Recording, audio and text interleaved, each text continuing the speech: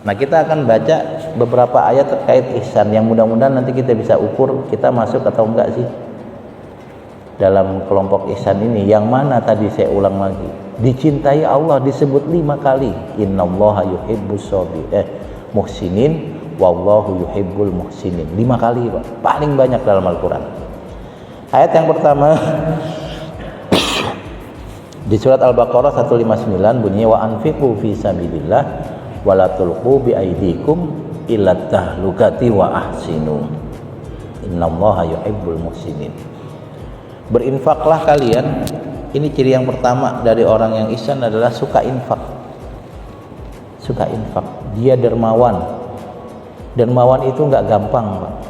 Saya akan sedikit memberikan gambaran kenapa muhsinun atau ihsan itu dicintai Allah lebih banyak daripada sifat yang lain. Karena ihsan itu ada upaya aktif kita melakukan sesuatu. Kalau ada orang kena musibah sabar, itu bagus, tapi sabar kan pasif Pak. Ya mau gimana Pak, namanya musibah, itu kan gitu. Nggak ada orang sengaja-ngaja nyari musibah supaya dia sabar. Mau kemana? Aku mau nyari musibah biar gua sabar. Nggak ada Pak, nggak ada orang aktif nyari kondisi supaya dia sabar. Tapi kalau ihsan tuh dia sendiri yang melakukan. Di sini disebut wa anfiqu fi sabilillah. Infak itu kita punya uang, kita cari uang. Sebagian dari kita nyarinya capek banget Pak. Sebagian dari kita nyarinya nggak capek, datang sendiri duit. Sebagian dari kita ya kadang-kadang capek, kadang enggak. Sudah dapat uang, disuruh kasih ke orang, orangnya bukan saudara. Kalau kita ngasih ke dia orang kaya, nanti dikasih balik. Ini dikasih orang miskin yang kita nggak tahu kapan dibalikin. Kadang-kadang nggak dibalikin, emang nggak dibalikin, ngasih ke orang miskin. Tapi kok kita ringan, itu ciri ihsan. Maka kalau kita mengukur diri kita sendiri, ini buat kita sendiri Pak ya, bukan buat orang lain ya, bukan berarti tetangga saya belum ihsan Pak, dia pelit. Bukan begitu caranya. Kita mengukur diri kita ada ihsan atau belum. Cirinya adalah dermawan. Dia semangat nyari rezeki, kemudian rezeki itu sebagian dia berikan untuk orang lain, yang ketika dia berikan itu niatnya memang buat ngasih saja, nggak ada pamrih lain, karena diberikan untuk orang miskin. Wala tulqu bi aidikum ila tahlukati, jangan menjerumuskan diri pada kehancuran. Ciri ihsan yang kedua adalah dia tidak melakukan hal-hal yang merusak dirinya. Ada contohnya apa saja? Ya Bapak bisa pikirkan sendiri. Apa sih perbuatan yang sebenarnya kalau kita lakukan kita tahu kita rugi. Saya izin nyontohin yang sederhana Pak ya, sederhana. Tapi ini nggak terlalu besar. Cuma saya kadang-kadang merasa aneh, yaitu orang yang petasan kayak gitu. Petasan kan ngagetin orang doang. Di tempat saya itu kalau ada orang masang petasan, kadang di pinggir jalan orang lagi naik motor lewat kaget gitu. Itu bagian dari sesuatu yang sebenarnya bisa menjerumuskan pada keburukan. Ya kalau contoh lain ya narkoba, apalagi lah kita nggak tahu lah. Ini kalau saya ngajar, saya paling banyak ngajar subuh Pak. Jadi kalau subuh tuh relatif saya sering banget keluar. Nggak tahu kenapa pengajian saya banyaknya subuh kayak gini. Kalau ustadz nanggung mau begitu Pak, dapatnya subuh. Karena ustadz yang viral-viral tuh nggak mau subuh Pak, masih capek semalam ngisi pengajian, jadi istirahat dulu. Nah kalau Bapak seperti saya keluarnya jam 3:30, jam 3, itu nanti di Jalan Sawangan ada yang ngetrek tuh Pak. Itu nggak sekali dua kali itu. Jalan ditutup, ngetrek. Ya Allah, itu bagi saya itu berpotensi untuk menjerumuskan pada kehancuran. Kenapa? Pertama, itu malam-malam Pak, gelap. Yang kedua, ini yang ngetrek nggak pakai helm. Yang ketiga, motornya dimodif. Kalau yang melakukan di lapangan di tempat balapan, sudah diatur, ada pengaman, ada ambulan. Nah ini malam-malam ngetrek, maka tidak ihsan.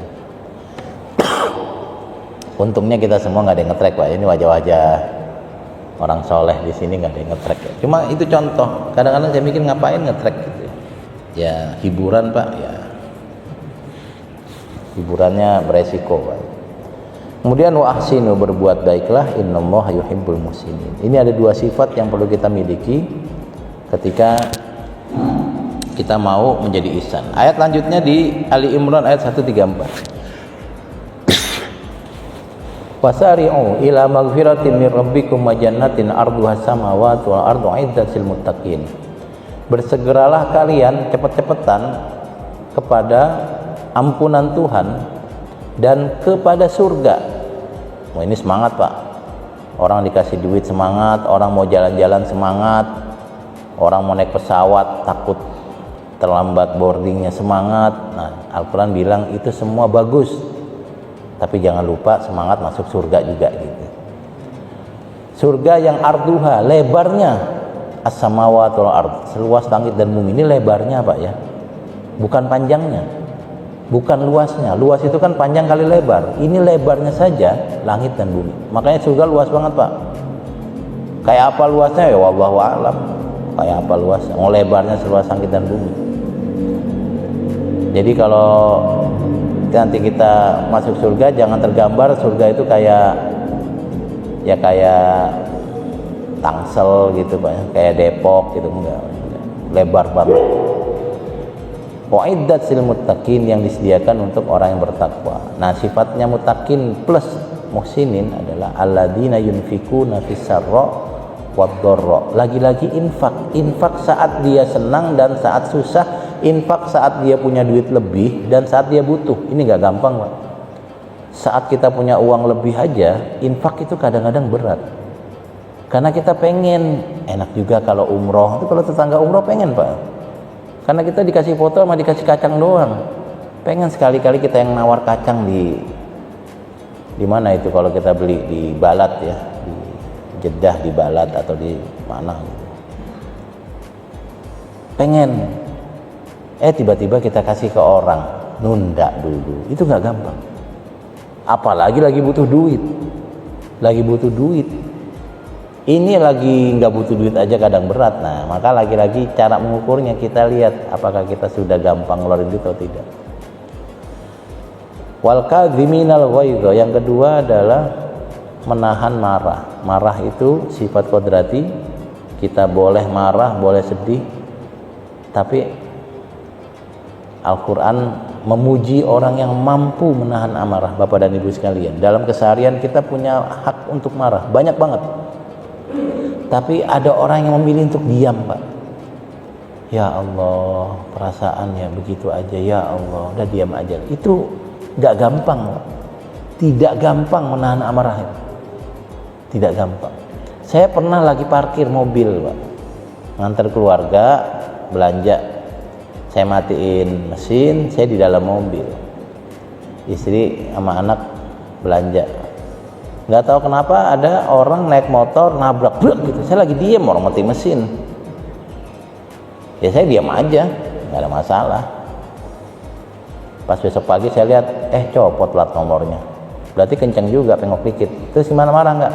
Enggak, Pak, biasa aja. Mobil saya udah pengok dikit, sekaliannya pengokin banyak juga nggak masalah. Pengok dikit mah banyak sama biayanya, Pak.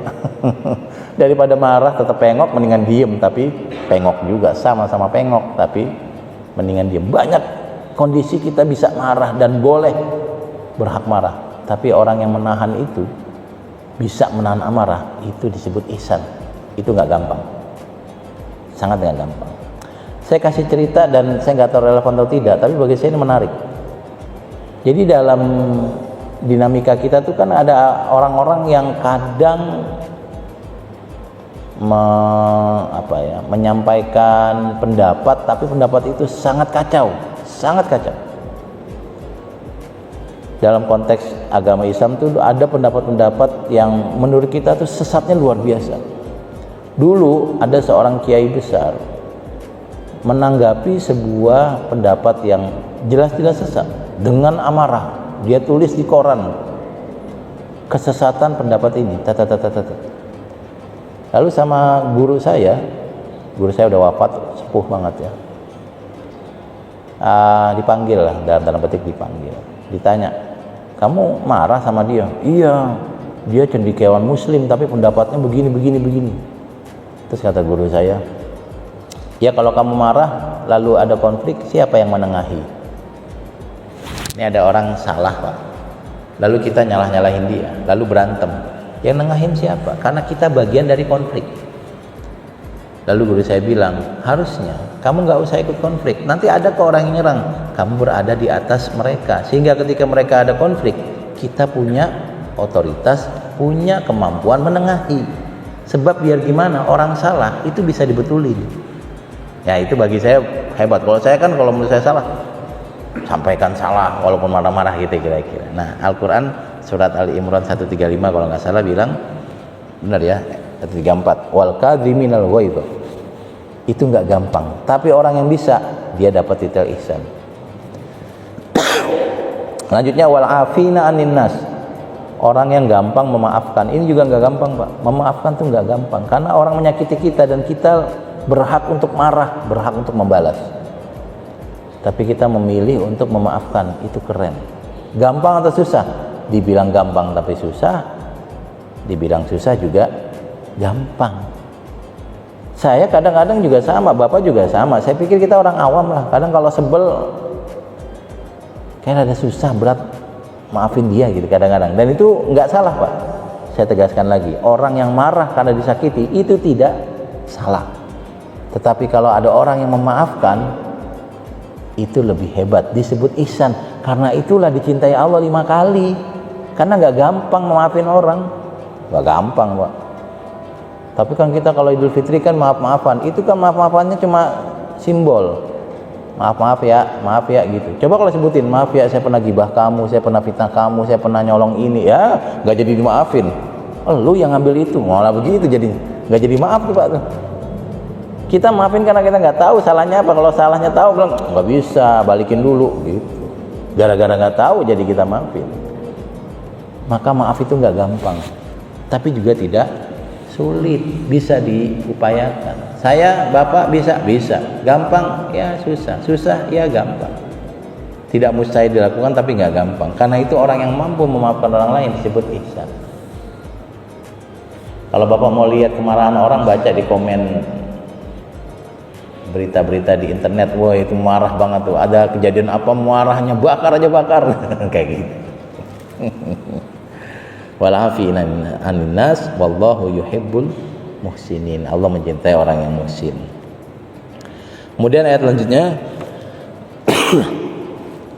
laisa 'alal ladzina amanu wa 'amilus solihati junahun fima ta'imu idza mattaqaw wa amanu wa 'amilus solihati tsumma taqaw wa amanu tsumma taqaw wa ahsanu wallahu yuhibbul muhsinin. Ini ada pengulangan sifat berkali-kali. Pertama kata iman di sini ada di ayat Al-Maidah 93 ya.